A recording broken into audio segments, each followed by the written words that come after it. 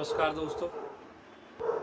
आज channel professor अंकुरपुरी गुरुजी में स्वागत करता हूं आप सबका। जैसे कि कल हमने बात की थी पिछले वीडियो में ग्रहों की और राशियों की।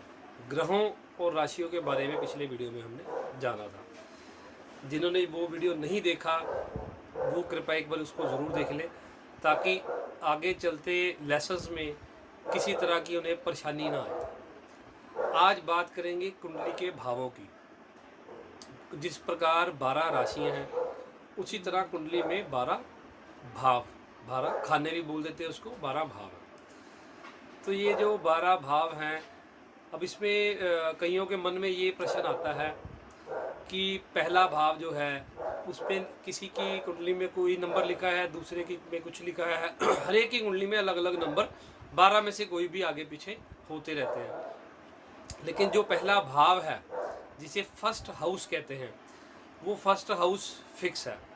सेकंड हाउस यानी दूसरा भाव वो भी फिक्स है, वो कभी मूव नहीं करेंगे। सिर्फ ये जो नंबर बदलते रहते हैं ये राशियां हैं जो परिवर्तन होती रहती हैं। कभी किसी भाव में कोई राशि का होना, यानी कि इसको समझने के लिए आप ये समझिए कि जन्म कुंडली है क्या। सबसे पहले तो आपको ये पता हो कि जन्म कुंडली जो है वो है क्या चीज़ है। आप इसको साधारण भाषा में ये समझो कि जिस समय किसी भी जातक का जन्म हुआ उस समय आकाश की एक तस्वीर को खींच लिया, तो आकाश की जो फोटो, जो तस्वीर उस समय ली है, तो वो ही तस्वीर आपकी जो है जन्म कुंडली बनी है कि उस समय कौन सा ग्रह, कौन सी राशि, कौन से नक्षत्र कहाँ पे भ्रमण कर रहे थे, वो आपकी जन्म कुंडली बन गई। तो मतलब इसको जो लगन में जो राशि होती है, यानी कि जो पहला भाव है, मैं आपको समझाऊंगा, इसका एक आपको फोटो भी ड्रॉ करके भेज दूंगा। तो जो पहला भाव है उसको हम लगन भी बोलते हैं, लगन भाव भी बोलते हैं। तो लगन भाव यानी कि जो फर्स्ट हाउस है वो लगन भाव है। उसमें नंबर कोई भी आ सकता है, 1 2 3 4 8 9 10 12 कोई भी नंबर आ सकता है। तो हम ये कहेंगे कि इस जातक का, अगर मान लो किसी की कुंडली में 5 नंबर लिखा है वहाँ पे, तो हम कहेंगे 5 नंबर राशि कौन सी है? सिंह। तो इस जातक का सिंह लगन है, इसका जन्म सिंह लगन में हुआ है। यानी कि जिस समय जातक पैदा हुआ उस समय पूर्व क्षितिज पर, यानी ईस्ट का जो पूर्व क्षितिज है उसमें उस समय सिंह राशि उदय हो रही थी, तो उसका लगन सिंह लगन बन गया। तो ये लगन और राशियों के में कंफ्यूज नहीं होना, वही 12 राशियां हैं, वही 12 लगन बनेंगे। तो वो हर एक जातक के जन्म समय जो पूर्व में उदित राशि थी वही उसका लगन कहलाएगी। ठीक है, अभी बात करते हैं भावों की। आज सिर्फ अभी जो बात करेंगे वो भावों की बात करेंगे, खानों की बात करेंगे जो फिक्स है। तो ये खाने मैं फोटो आपको भेज दूंगा, या उसमें 1 नंबर 2 नंबर 3 नंबर जो लिखे हैं वो ऐसे ही फिक्स रहेंगे। 1 नंबर ऊपर जो त्रिकोण बना है जन्म कुंडली में, पहला जो ऊपर का त्रिकोण है वो 1 नंबर, उससे एंटी क्लॉकवाइज शुरू हो जाएंगे, फिर 2 नंबर 3 नंबर 4 नंबर। तो आज ये जानते हैं कि ये भाव हैं ये किन चीज़ों को रिप्रेजेंट करते हैं। अब आप ये देख के चलो कि जो 12 भाव है, 12 राशियां हैं और 9 ग्रह है, इन्हीं में दुनिया की हर एक चीज़, हर एक प्रश्न का उत्तर और हर एक रिश्ता नाता, हर एक चीज़ दुनिया की इसी में से ही निकलेगी। इसी को कैसे उसको ऐड करना है, कैसे घुमाना है, वही चीज़ को आप समझेंगे कि क्या उसमें पॉजिटिव है, नेगेटिव है, क्या है, वो सारा कुछ। तो पहला भाव जो है, शुरू करते हैं। पहला भाव, पहले भाव को बोलते हैं लगन भाव। लगन भाव से हम क्या देखते हैं? जातक के बारे में देखते हैं कि जो व्यक्ति है, जिसकी ये जन्म पत्री है, वो जातक की सेहत कैसी है, वो जातक दिखने में कैसा है, उसकी जो स्वभाव है वो कैसा है, उसकी आत्मा, आत्मा फर्स्ट हाउस, पहले घर को आत्मा भी का कारक भी माना गया है यहाँ पे। तो वो उसकी व्यक्ति का स्वभाव, उसका शरीर, उसका तन, उसकी आकर्षण शक्ति, उसका व्यक्तित्व, वो सब पहले भाव से देखेंगे। और हमारे शरीर के हिस्सों की अगर बात करें, बॉडी पार्ट्स की, तो उसमें पहला भाव जो है वो सिर, इस चीज़ को रिप्रेजेंट करता है, सिर को। तो अब एंटी क्लॉकवाइज उसके जब घूमेंगे, पहले से दूसरा भाव, खाना नंबर 2, खाना नंबर 2 को बोलते हैं कुटुंब भाव, यानी कि परिवार। यहाँ से हम देखेंगे परिवार, देखेंगे व्यक्ति का बैंक बैलेंस, देखेंगे ससुराल भी यहीं से देखा जाता है। और द्वितीय भाव जो है वो व्यक्ति के फेस को रिप्रेजेंट करता है, बोलने को, वाणी, यहाँ तक का जो पोर्शन है उसको दूसरे भाव से मान के चलेंगे। दूसरे भाव से, पहला भाव यहाँ तक था सिर का हिस्सा, दूसरा भाव यहाँ तक का हिस्सा था। तो इसमें इस हिसाब से आंखें भी आ गई, लेकिन जब आगे डीपली में देखेंगे तो इस तरफ से सिर्फ हम राइट साइड की आंख को देखेंगे, लेफ्ट साइड की जो वो 12वें भाव से देखेंगे, तो वो आगे साथ के साथ आपको क्लियर करता रहूँगा। तो ये इसमें कुटुंब भाव, धन भाव, परिवार का भाव, कैसा जातक का परिवार है, ये उन सब चीज़ों के बारे में द्वितीय भाव से हमें पता लगेगा कि उसके बाद कितना संचित धन है, जातक धन अपनी लाइफ में जोड़ पाएगा या नहीं। जो लोगों का मोस्टली आज की डेट में प्रश्न रहता है कि हम लोग इतना मेहनत किए कर रहे हैं, इतना काम करते हैं, लेकिन हमारे पास कुछ नहीं है, हमारे खजाने खाली हैं, बैंक बैलेंस खाली है। वो दूसरे भाव से ही आता है।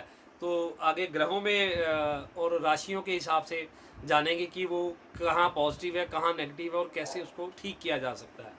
तो तीसरा भाव, तीसरे भाव की बात करते हैं। तीसरे भाव को बोलते हैं बहन भाइयों का भाव।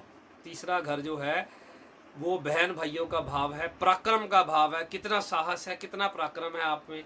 स्पोर्ट्स जो खिलाड़ी होते हैं उनके लिए तीसरा भाव बहुत महत्वपूर्ण होता है। स्पोर्ट्स से रिलेटेड भाव तीसरा भाव है। और इसको तीसरे भाव में ये गर्दन का हिस्सा और कुछ शोल्डर का हिस्सा तीसरे भाव से देखा जाता है।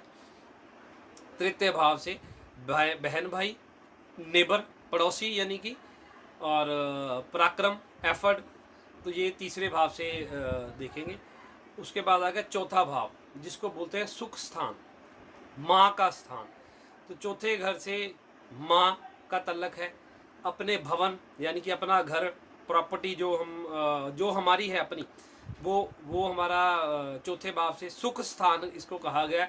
यानी कि हर प्रकार के सुख के बारे में अगर जानना है तो आपको चतुर्थ भाव को साथ में देखना ही पड़ेगा। तो उससे वाहन का सुख भी चौथे भाव से ही देखा जाता है।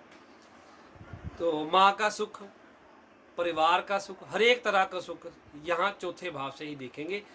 और इसको बुद्धि का भी देखते हैं, जो वह बुद्धि के लिए देखते हैं। तो ये चतुर्थ भाव से को सुख स्थान के रूप में देखेंगे।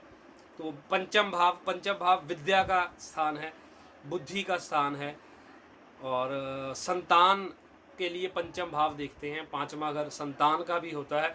यदि पांचवा घर मंदा है या शुभ है तो किन ग्रहों के द्वारा है तो उसको संतान में दिक्कत आएगी या विद्या में दिक्कत आएगी। तो ये सारा कुछ पांचवें घर से देखेंगे। पांचवा घर लव अफेयर यानी कि लव मैरिज, लव अफेयर, और उसका भी है। ये प्यार जो लव है दोनों तरफ का यहाँ से देखते हैं, यानी कि दुनियावी प्यार को भी देखते हैं और हकीकी यानी कि जो खुदा से, भगवान से जो प्यार है उसको भी देखते हैं। पिछले जन्म के जो हमारे इष्ट देव हैं या पिछले जन्म की जो भक्ति भाव है वो भी इसी पांचवें भाव से ही देखी जाती है। तो इसको त्रिकोण भाव भी कहा गया है, ये त्रिकोण हाउस भी गिनते हैं। तो आगे भावों के सारे नाम में मैं आपको बताऊंगा कि कौन से त्रिकोण है, पनफर है, तो सारे भावों के बारे में मैं वो भी एक अलग से बताऊंगा। तो अभी सिर्फ उनके कारक तत्व भावों के जो कर रहे हैं।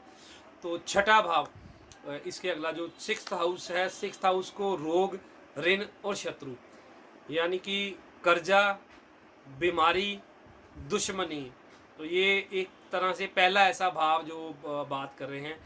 तो षडाष्टक 6, 8, 12 जो खराब भाव में से पहला भाव ये है कि जिससे खराब चीज़ें का पता लगता है, यानी कि रोग का, शत्रु का, ऋण का। ये नानके परिवार का घर भी है।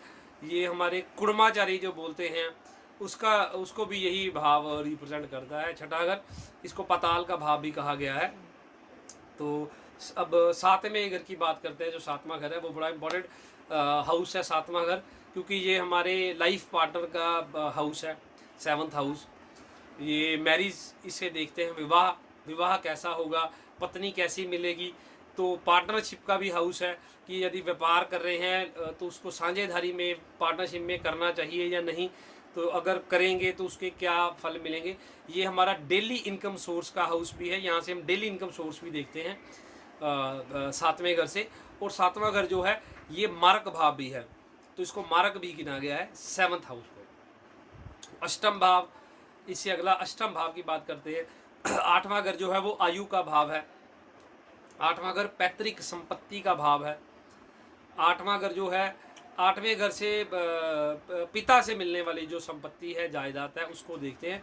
और ये इसको अपने देश का, जिस भी देश में, जिस भी कंट्री में आप रहते हो, ये उसका बॉर्डर भी गिना गया है कि ये जो है ये उसका बॉर्डर है। इससे आगे जब पार करेंगे तो विदेश यात्रा, यानी कि 9वां घर से विदेश यात्रा, हायर एजुकेशन। 5वें घर से शिक्षा, हर एक प्रकार की शिक्षा 5वें घर से, लेकिन ये हायर एजुकेशन यानी कि पोस्ट ग्रेजुएशन, उससे ऊपर की कोई भी जो विद्या है, जो आम साधारण विद्या से ऊपर की एजुकेशन जिसको गिनते हैं हाई क्वालिफिकेशन, वो 9वें भाव से देखेंगे। विदेश यात्रा यहाँ से देखेंगे। भाग्य स्थान है, बहुत ही शुभ स्थान है, इसको धर्म का स्थान भी कहा गया है 9वें भाव को। तो 9th हाउस से कुछ मतांतर की बात करता हूँ। 9th हाउस से पिता का हाउस भी कहा गया है, पिता का भी गिना गया है, तो इसको आप वैसे नोट कर लीजिए कि पिता का। लेकिन आगे मैं क्लियर करूंगा कि कैसे पिता का हाउस ये बनता है। तो और वैसे जो इससे अगला भाव है यानी कि 10वां भाव, तो 10th हाउस को गिना गया है वैसे पिता का भाव। तो कुछ मतांतर है, उसको आगे क्लियर करेंगे। तो 10th हाउस की बात करते हैं। कर्म स्थान है, जो कार्य क्षेत्र में आप रहेंगे, किस तरह का आपको व्यापार करना चाहिए, किस कर्म क्षेत्र के आप मालिक है। राज दरबार का भाव 10वां भाव, कर्म स्थान गिना गया है 10वां भाव, पिता का स्थान 10वां भाव। तो यहाँ से आपके कार्य का पता लगेगा कि आपको कौन से व्यापार करना चाहिए, आपको किस लाइन में जाना चाहिए, किस तरह का कार्य आपके लिए शुभ है, किस तरह का शुभ है, वो सारा 10वें भाव से देखेंगे। और 11वां भाव को इच्छाओं का भाव भी कहा गया है, बड़े बहन भाई का भाव है। तीसरा छोटे बहन भाई का था, तो ये 11वां जो है बड़े बहन भाई का भाव है। मित्रों का भाव, यहाँ से मित्रों के बारे में देखेंगे कि मित्र कैसे मिलेंगे, अच्छे मिलेंगे, बुरे मिलेंगे, धोखा देने वाले मिलेंगे या हमारा लाभ करवाने वाले मिलेंगे, क्योंकि ये लाभ का स्थान भी है, तो इसको 11वें भाव को लाभ स्थान भी गिनते हैं। ये इनकम का भाव है, जिनके 11वें भाव में किसी तरह की भी समस्या होती, तो ऐसे जातक कभी भी अपनी इनकम को स्टेबल नहीं कर पाते हैं। जो उनको लाभ होता है, यानी कि कर्म से अगला भाव, कर्म ज़्यादा, लाभ कम मिलना शुरू हो जाता है, यानी कि जितनी मेहनत करते हैं उससे लाभ कम मिलता है, उसका ज्ञान ये 11वें भाव से हमें प्राप्त होगा। तो अभी बात करेंगे इससे अगला जो 12वां भाव। 12वें भाव को खुला आकाश कहा गया है। 12वां भाव जो है उसको शयन कक्ष भी कहा गया है। रात की निद्रा जो है वो 12वें भाव से देखी जाती है। और 12वें भाव से हॉस्पिटलाइजेशन और भी 12वें भाव से देखी गई है। ये खर्च का भाव है, व्यय का भाव है। तो अगर खर्च में सेहत का खर्च का ये भाव है और धन के खर्च का ये भाव है। लेफ्ट आई को रिप्रेजेंट करता है ये भाव। पैरों का भी ये भाव है। तो इसमें बॉडी पार्ट से कुछ मैं स्टार्टिंग में कहे थे, लेकिन कुछ कवर करने भूल गया मैं, तो वो एक बारी मैं आपको अलग से थोड़ा सा वो उसका अलग से बता देता हूँ। तो ये 12 भाव जो है ये फिक्स रहेंगे, इनसे जो चीज़ें देखनी है वो फिक्स रहेंगी, उसका कोई भी किसी भी तरह का चेंज नहीं होगा, ये फिक्स है। राशियाँ सिर्फ बदलेंगी, उसी राशियों के हिसाब से आगे का देखा जाएगा। जैसे कि पहले भाव की बात कर रहे थे, पहला भाव अगर व्यक्ति की स्वभाव का भाव है कि उससे व्यक्ति की नेचर का पता लगता है, शरीर का पता लगता है, उसकी कद काठी का पता लगता है, तो क्या वो सभी का सेम है? कभी सेम नहीं रहेगा। तो उसका फर्क कहाँ से आएगा? उसमें कौन सी राशि है, उसमें कौन सा ग्रह बैठा है, उसकी राशि का मालिक कौन है। जो हमने कल ग्रहों को राशियों के मालिक जो कल किए थे, उसको कौन सा ग्रह देख रहा है, वो दृष्टियों का एक कंसेप्ट है। वो भी मैं कोशिश करूँगा कि अगर कल का कोई लाइव सेशन या एक वीडियो बनाकर इसको मैं कोशिश करूँगा कि उसी में डाल दूँ। तो ये 12 भाव उनकी चीज़ों को कवर किया है। छोटा सा 2 मिनट में आपको हर एक घर से कौन कौन सी चीज़ देखनी है ये मैं आपको बता देता हूँ। पहला घर जो है वो बॉडी पार्ट में सिर, यानी कि यहाँ तक का हिस्सा जो है वो पहला घर। दूसरा भाव ये वाला पोर्शन आ गया अपना, आईज आ गई, उसमें नोज़ आ गया, ENT का भाव भी उसको बोल देते हैं। तो दूसरा भाव यानी कि वाणी का भाव। तीसरे भाव से गर्दन और कुछ कंधे तीसरे भाव से देखेंगे। चौथा भाव छाती, चेस्ट का भाव है चौथा भाव से देखें। पांचवा भाव जो है वो उसको पांचवा भाव छाती और पेट के मध्य का भाव उसको देखेंगे। और छठा भाव जो है वो पेट का हिस्सा है। जो सातवां भाव है वो पेट से नीचे यानी कि नाभि से नीचे का जो पोर्शन है वो देखेंगे। आठवां भाव जो है वो गुप्त जो हमारे गुप्त स्थान है, तो गुप्त इंद्रियां हैं उनका उसको अष्टम भाव को देखेंगे। नवम भाव जो है वो उससे नीचे का यानी कि टांगों में जो ऊपर जंघा का जो भाग गिनते हैं उसको देखेंगे।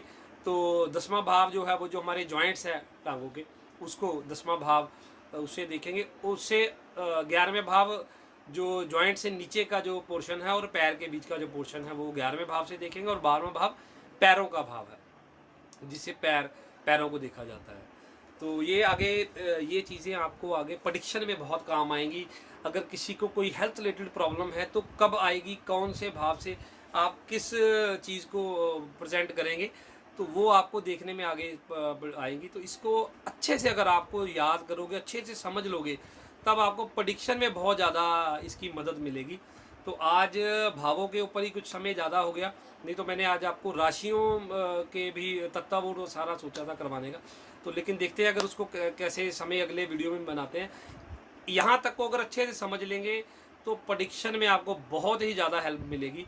तो इसलिए इसको एक बार अच्छे से समझिए, कोई नई चीज़ समझ आएगी वो डिस्कस करेंगे। तो आज अपनी वाणी को यहीं विराम देता हूँ। तो नमस्कार।